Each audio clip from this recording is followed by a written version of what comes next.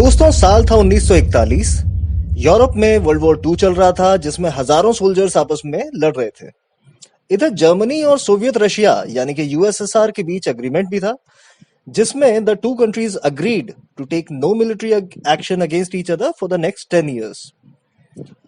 उसके बाद हुआ operation Barbarossa and Germany attack towards east and got itself into a two front war.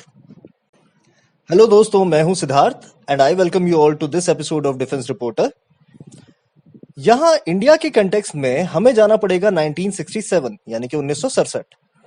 Nathu La के Chinese miss adventure के बाद, जिसमें 300 से ज्यादा चाइनीज पीएलए सोल्जर्स मारे गए थे, समझ आ गया था कि चीजें बहुत आसान नहीं होने जा रही इंडिया के लिए इन द फ्यूचर। 1962 में चाइना और फिर 1965 में पाकिस्तान से बड़ी लड़ाइयां इस अंदाजे को और पुख्ता कर रही थीं कि कहीं ये दोनों मुल्क आपस में मिलकर भारत पे हमला न कर दें। आने वाले वक्त में चाइनीज इन्वेस्टमेंट्स इन पाकिस्तान काफी बढ़ते रहे और चाइना ने खुल के टैक्टिक्स यूज किए in the United Nations in favour of Pakistan. Ever since China has been using Pakistan as a leverage against India, Indian defense strategists knew that a day will come when India will have to take on these two adversaries together. To suffice, it won't be wrong to say that Indian military and defense establishments have been working really hard in preparing themselves and waiting for this day to come.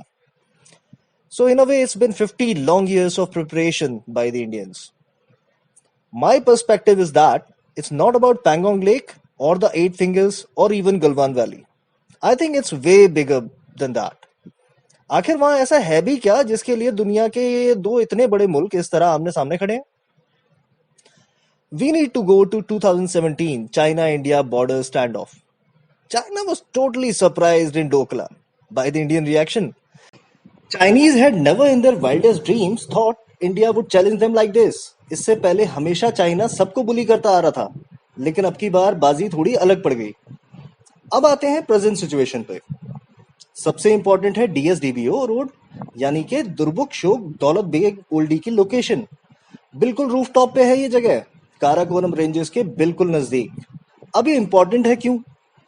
Location location location, जैसे real estate में होता है ना, same logic है but a bit different context. दोस्तों, यहां से पूरा गिलगिट बाल्टिस्तान नजर आता है। वो याद है ना पार्लियामेंट में अमित शाह का डायलॉग? जब मैं जम्मू और कश्मीर बोलता हूं तो पीओ को इसके अंदर ही आता है। एक सेकंड भाई, सुनो तो, सुनिए तो, आप मुझे बोलने नहीं देंगे। आप मैं स्पष्ट करता हूं, माननीय मंत्री जी प्लीज। मैं जब जम्मू एंड कश्मीर बोलता हूं, माननीय सदस्य, इसलिए एग्रेसिव हूं कि जम्मू एंड कश्मीर के पीएको को आप भारत का हिस्सा नहीं मानते हो क्या? एग्रेसिव ना हो, जान दे देंगे इसके लिए। क्या बात कर रहे हो आप? एग्रेसिव होने की क्या बात कर रहे हो? जान दे देंगे इसके लिए। मैं ये बात रिकॉर्ड पर रखना चाहता हूं कि जब मैं सदन में जब जम्मू एंड कश्मीर राज्य बोला हूं, तब पाक ऑक्यूपाई कश्मीर और अक्साई चीन दोनों इसका हिस्सा है, ये बात को।